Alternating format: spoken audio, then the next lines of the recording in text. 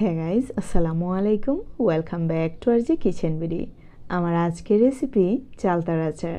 আমি আশা করি এই রেসিপি দেখলে যে কেউ তৈরি করে সারা বছর জুড়ে সংরক্ষণ করে রাখতে পারবেন। চালতা এমন একটি ফল অথবা সবজি আমরা বলতে পারি যা আমাদের পছন্দের তালিকায় না, আবার অপছন্দের তালিকায় না। কিন্তু যদি আমরা এই প্রসেসে তৈরি করে খাই, আশা করি সবারই প্রিয় হয়ে উঠবে চালতা।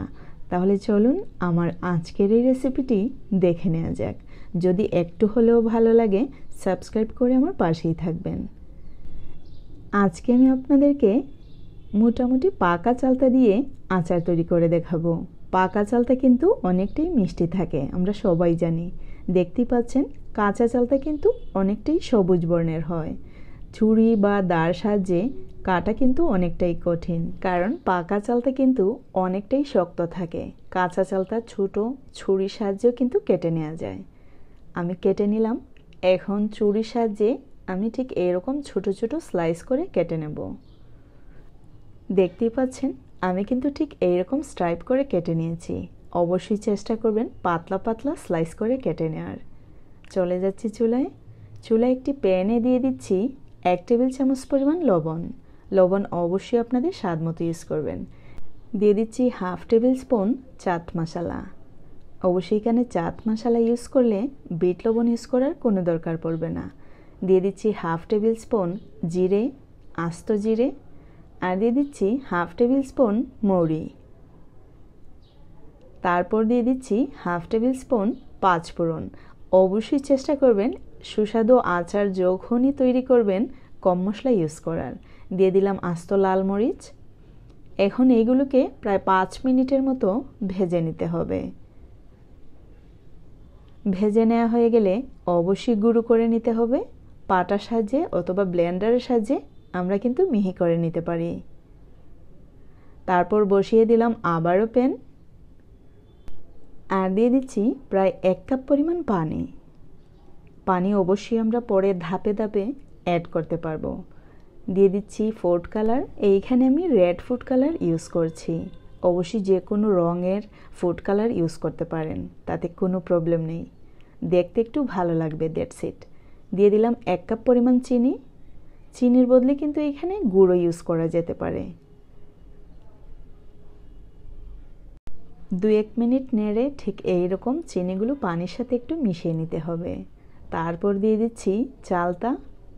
এইখানে চালতা যেহেতু পাকা, সেহেতু সেদ্ধ হতে কিন্তু আমার অনেক সময় লেগেছে, প্রায় 1.5 ঘন্টার মতো।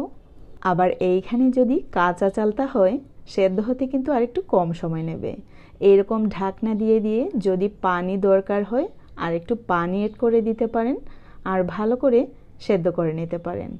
আমি দিয়ে দিচ্ছি 1 টেবিল চামচ পরিমাণ কাশ্মীরি মরিচ। এইখানে আপনারা অবশ্যই নর্মাল মরিচের গুঁড়ো আমরা রেগুলার যা খাই সবজির সাথে তাও ইউজ করতে পারেন। আর অবশ্যই চেষ্টা করবেন ঢাকনা দিয়ে সেদ্ধ করার, তাহলে আমাদের কাজ কিন্তু আরও তাড়াতাড়ি হয়ে যাবে, খুব তাড়াতাড়ি সেদ্ধ হয়ে যাবে। আর যদি বাচ্চাদেরকে খাওয়াতে চান, মানে 10 থেকে 15 বছরের বাচ্চাদেরকে অবশ্যই ঝালটা একটু কমিয়ে দিতে হবে। দেখতে পাচ্ছেন আমাদের চালটা কিন্তু সেদ্ধ হয়ে গেছে। আমি কিন্তু এইখানে আরও 1.5 কাপ পরিমাণ পানি ইউজ করেছি, যেহেতু আমাদের চালতাটা পাকা ছিল, অনেকটাই শক্ত। দিয়ে দিচ্ছি ভেজে নেওয়া মশলাটুকু। আমি কিন্তু ছোট লোহার ঢেকির সাহায্যে মিহি করে নিয়েছি। এইখানে অবশ্যই আপনারা ব্লেন্ডার অথবা পাটার সাহায্যেও সেম কাজটি করে নিতে পারেন। দিয়ে দিলাম প্রায় 4 টেবিল চামচ পরিমাণ সর্ষে তেল, আর দিয়ে দিচ্ছি 2 টেবিল চামচ পরিমাণ ভিনেগার। এখন খুব ভালো করে আবারও জাল করে নিতে হবে।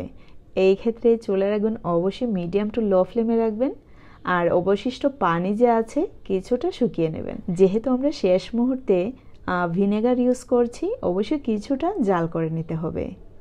যখনই আমরা যে কোনো ধরনের আচার তৈরি করব, অবশ্যই চেষ্টা করব শেষের দিকে ভিনেগার ইউজ করার। সেক্ষেত্রে ভিনেগার ইউজ করার পর অবশ্যই কিছুক্ষণ জাল করে নিতে হবে, তাহলে আমাদের আচারটা অনেক ভালো থাকবে। আমি কিছুটা মরিচ দিয়ে দিলাম আবারও। ঝাল অবশ্যই আপনাদের স্বাদ মতো ইউজ করবেন। দেখতে পাচ্ছেন ঠিক এই মুহূর্তে আমি নামিয়ে নিচ্ছি। ঝোলটা কিন্তু অনেকটাই আঠালো দেখা যাচ্ছে। ঠিক এই মুহূর্তে আমাদেরকে নামিয়ে নিতে হবে। আমি পরিবেশন করে নিচ্ছি। আশা করি আমার এই রেসিপিটি আপনাদের কাছে অনেক ভালো লেগেছে। যদি ভালো লেগে থাকে অবশ্যই একটি লাইক দিতে ভুলবেন না। সত্যি কথা বলতে চালতা কিন্তু আমাদের প্রিয় অপ্রিয় কোনো তালিকায় নেই, মাঝে মধ্যেই ভালো লাগলে খেয়ে থাকি। তবে আশা করি এই রেসিপি ফলো করে যদি আপনারা তৈরি করেন তাহলে চালতা থাকবে তেঁতুল, বড়ই এবং আমের আচারের তালিকায়। আশা করি আপনাদের কাছে অনেক ভালো লেগেছে। যদি ভালো লেগে থাকে অবশ্যই আমাকে কমেন্টস করে জানাতে ভুলবেন না। See you in the next video. Till then bye, আল্লাহ হাফেজ।